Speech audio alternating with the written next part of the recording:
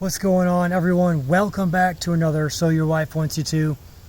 In this video, we're going to be going over why I don't like the Pest Shield, why I will not be using it, just a few quick tips, and we're just going to review it. So let's get it right into it here.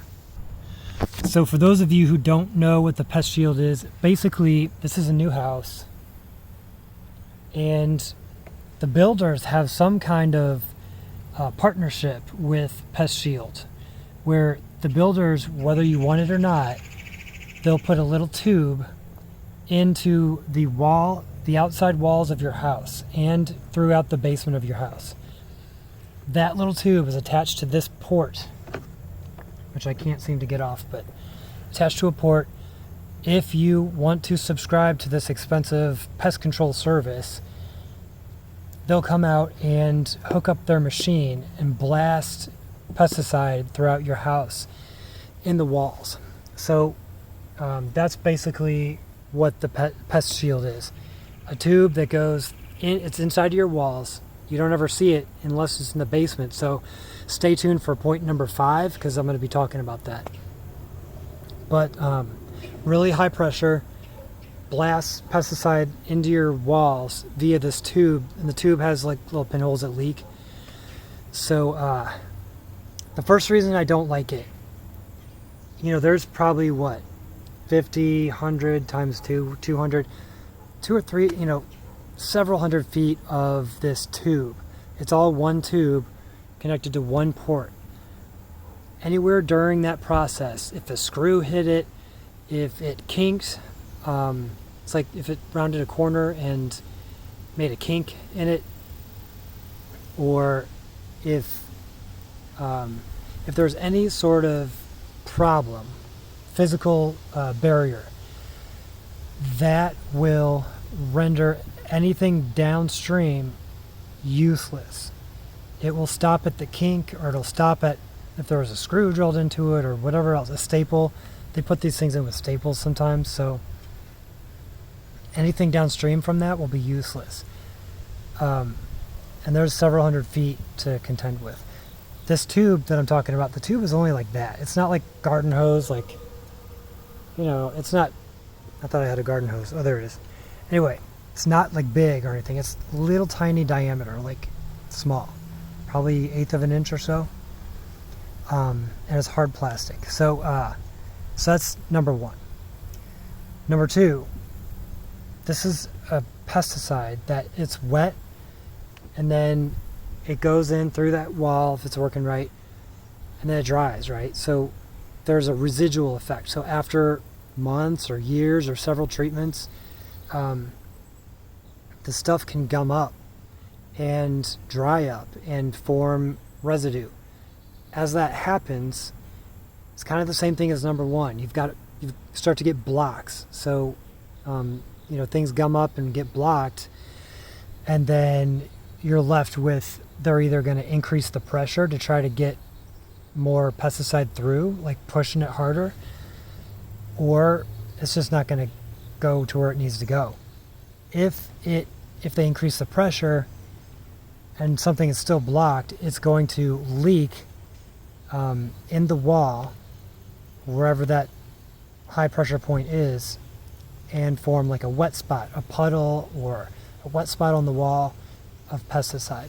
So that's obviously bad as well. Okay, so that was number 2 and 3, the dried chemical blocks and the wet spots, the fact that it may not work correctly, especially if it's gummed up and there could be wet spots in your floor, wall, etc. The next point is, think about this for a second. So this product is inside of this wall, okay? What are the typical bugs that you see in your house? Ants, like sugar ants that come in, flies that fly in, spiders that creep in and build a web in the corner. This product is not going to take care of any of those. It's going to kill bugs that are inside of your wall only. So good for termites. Maybe if you've got like smushy wetness maybe carpenter ants, but things that are actually in your wall eating, sure, it could be good for termites. That would be one thing. But for most other bugs that are going to come into your house, they will not be affected by this because this pesticide is sealed up in your wall. So that was point number 4. Point number 5, let's go down into the basement and I'm going to show you something here. Okay, I am standing in my daughter's playroom. Okay, this is where she goes. She does her slime videos and plays with her Barbies and all these toys. I'm not going to show much of it because it's kind of a mess, but regardless, I got to build some shelves. Anyway, the point is, if you can look right above the I-beam, right here, that little blue tube, right there, and it goes the whole length of the I-beam, and it's also on the other I-beam over there, this I-beam as well. That's the system, that's the tube. So that will actively drip pesticide right into my daughter's playroom, right on her head if she's here. So obviously I do not want that. That's ridiculous. I think the whole setup is just absurd. Like, what bugs are going to be up there? If anything, they're going to be down the corners. Again, they're going to be just going to be spiders and maybe a cricket or a centipede, just like the creepy crawlies that come in through an open window, end up downstairs, build a little web. That's the ones that are going to be. And this stuff is not going to kill it.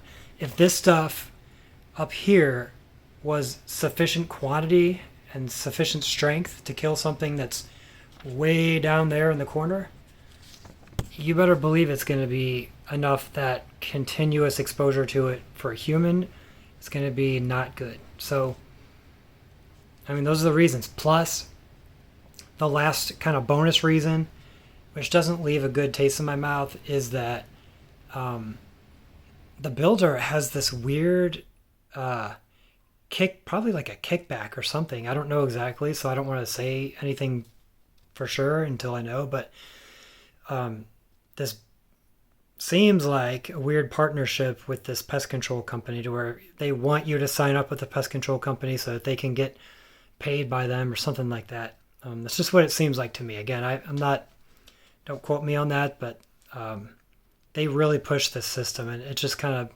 doesn't sit right with me. So those are the reasons why I don't recommend the Pest Shield.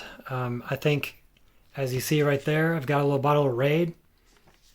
Just get the bugs that come in and spray a little Raid in the corners, maybe spray it up in the window, but then just leave it at that. Like, you don't need to totally mess your house up with pesticides everywhere.